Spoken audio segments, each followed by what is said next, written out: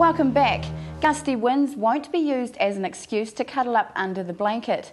This is the sort of weather in which the guys from the Windsports Association pack their gear and head down to Oreti Beach. Have a look at this. First of all, fill us in on what the term windsport covers. Well, we intended to start a kite surfing organisation a couple of years ago, and we said, well, there aren't enough people in Southland doing just that, so we tried to see who else is available. And we met some blow-carters, which are the buggies with a sail, kind of like a windsurfing sail. And we also discovered that the windsurfing organisation in town had kind of gone defunct, and so but there were still some people participating in that. So we wanted to get a few people together, have enough of a head count that would make it a viable club, and be able to submit for organisation, for some funding, getting competitions down here, and just generally bringing more people into the sport, getting it in an increased head count, get more people into what we love.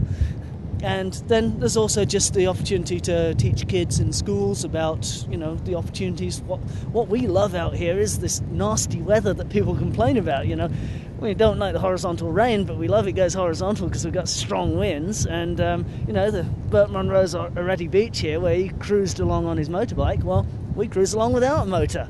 Let's talk a bit about the different sports that are covered by the association. You mentioned the buggies. Just tell us a bit about them. Well, there's the blow carts, which are the smaller scale ones which have a sail on them, kind of like a windsurfing sail, and then you've got the kiters use a buggy which is just an independent buggy they sit into and strap into, and then they fly their kite off of that. So there's also a term land yachting, which is very similar to the blow carts, but it's just a larger structure and just a bit of a bulkier item. Blow cart's actually a brand name for the smaller scale. How do you steer these things? With a little bit of talent. The buggies normally come with a steerable wheel that you put your feet into and push the axle one way or the other, and that helps you steer. The land yachts, they have a bar, so you actually use your hands with it, but also you're steering with the power of the force of the kite, just like a sailor on a ship works, or a windsurfer will use the power of the force of the wind pulling him in one direction. You use that to kind of create a bit of drag in the wheels, so it's not just steering like in a car. It's like if a race car does a power skid and they're actually steering with the speed of the engine. The kite or the sail will pull you in a certain direction, and it's the opposing force of that actually gives you that momentum, that drive, the power and the speed. And especially in the water, the same thing's equivalent. The big challenge with developing a kite that could go upwind, so you could get back to where you started with, not just drifting downwind, was to be able to get that kite to fly forwards, and then you push from that power, you push into the water onto the board, and you can propel yourself along upwind. And that's the biggest challenge of a lot of these sports, is getting back to where you started from, believe it or not. In strong winds like today, is there any chance, or any risk, I should say, of getting tipped over?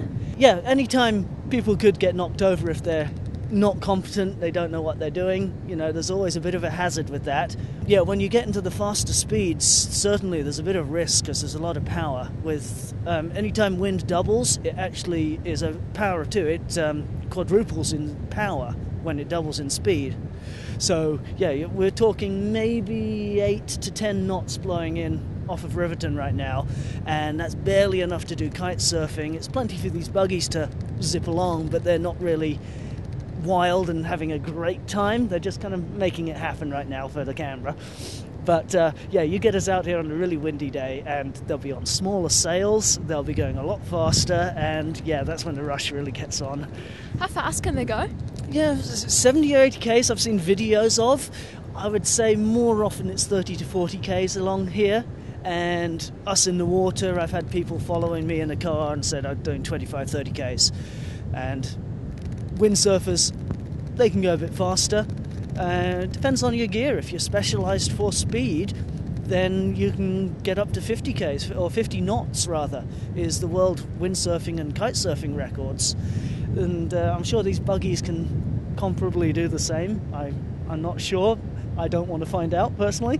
I'm a bit scared of the tipping over factor that you're talking about. But yeah, each to their own. Kitesurfing seems one of these sports that, have just like emerged in the past year. It seems like a bit of a mixture between surfing and snowboarding and all sorts, really. It really is, and there's a lot of disciplines that come into it. We've met wakeboarders that have really done well because they know how to work a board in the water.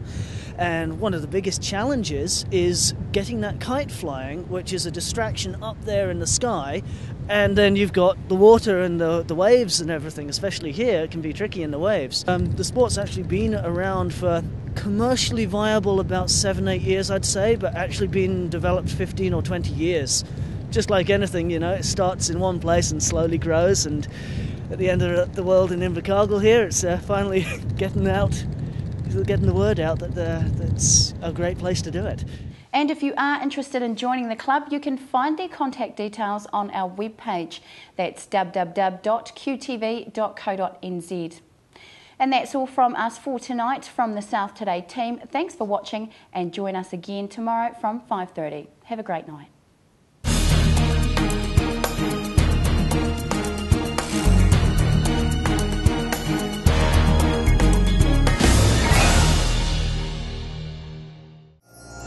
Supporting local content so you can see more of New Zealand on air.